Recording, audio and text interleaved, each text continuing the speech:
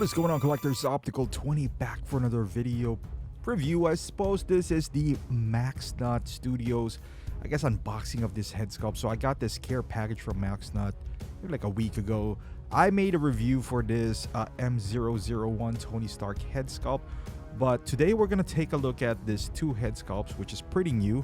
This is not sculpted by Maxnut, but he did do the paint for this one.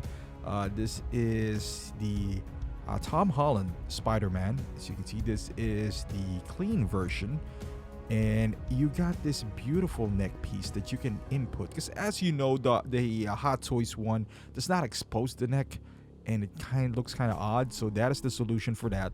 And we're gonna take a look at this battle damage head sculpt as well from Maxnut. And as you can see, there's like a peg inside, so it would fit your upgraded suit Spider-Man. And I would show you how it works out. And as you can see, this is the pack. I don't know, this is from M001, so I don't know what the official packaging is for, let's say, this skin texture. I've already used this a bunch of times. I was excited. So you can see there's like a small hole in there, but this is interesting. This is a solution for those neck piece by Spider-Man. And you can't see it there, but you can just kind of slide it down. Now this is not elastic. This is more like, it's not really rubbery, but it's also not something that you would just tear.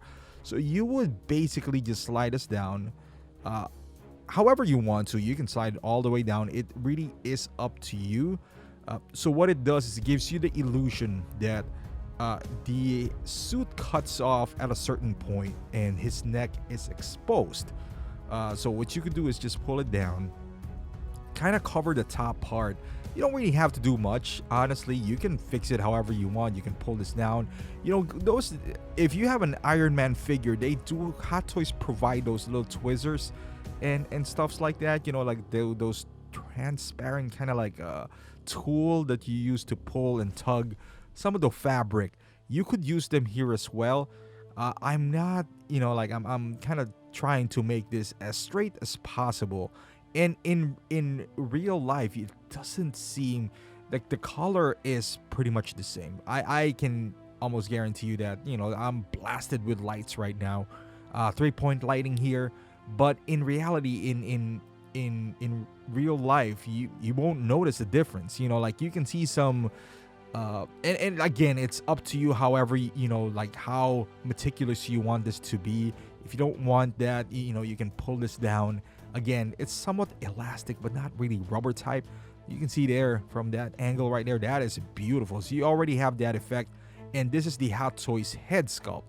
Now, as far as head sculpt is concerned, we're gonna do a comparison between the battle damage one, the Hot Toys obviously in the middle, and the clean version of Tom Holland right there on the right. The battle damage one is the one that I like because it gives you a different dynamic on displaying your figure. Again, Maxnut didn't sculpt this, you know, but he did paint it, which I think, you know, he did a pretty good job on painting this. But the sculpt itself, you know, it's not 100%, but it's an alternative, and I believe they're going for this look. And as you can see, he got that 3 little dots on his cheek and the blood on his nose and a little bit of mouth open. Maybe the eyes could use a little bit more tearing and all that stuff, you know, like a little bit more battle damage. But this is good. You can see I also used the neck piece that he provided, so it gives you that seamless look, especially from afar. You know, you're in extreme close-up right now, so you know you would see the seam on the jawline to the neck. But trust me when I say this, like when you have it in hand, it doesn't feel that there's a color difference. And I believe they did a great job on matching the skin tone between the neck piece and also the head sculpt as well. So like I said, this is my favorite out of the two. It gives you that different vibe when it comes to your Spider-Man figure.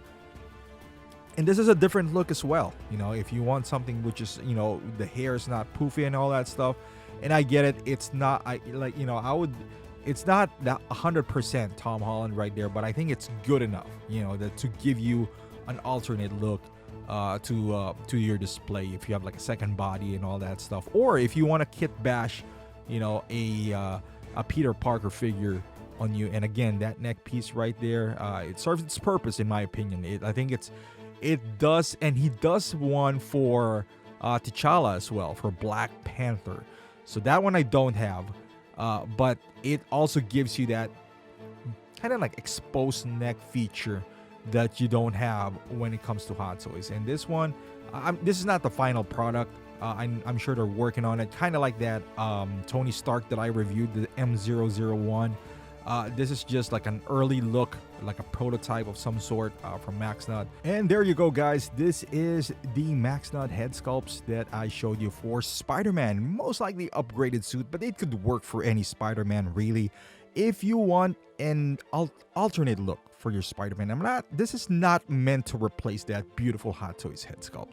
Like I said, like look at the scene right here. This is towards the end of the film, and after he battled Mysterio and all that stuff, and I think it's fitting. You got the neck piece and you got that battle damage head sculpt as well. So I think that combo looks very good. Also, if you just want to use the Hot Toys head sculpt, you could use that as well and just get the neck piece. That is totally up to you. But again, I do love the versatility that this offers on your display. And also, if you're into photography and all that stuff, this is a good alternate as well.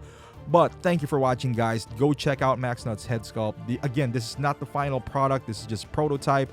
So I'm sure there's, you know, adjustments to be made. Thank you for watching. Hopefully you like this video. If you do, give it a thumbs up. Subscribe to the channel if you haven't done so. Follow me on Instagram, Facebook, and Twitch. And I'll see you guys in the next video.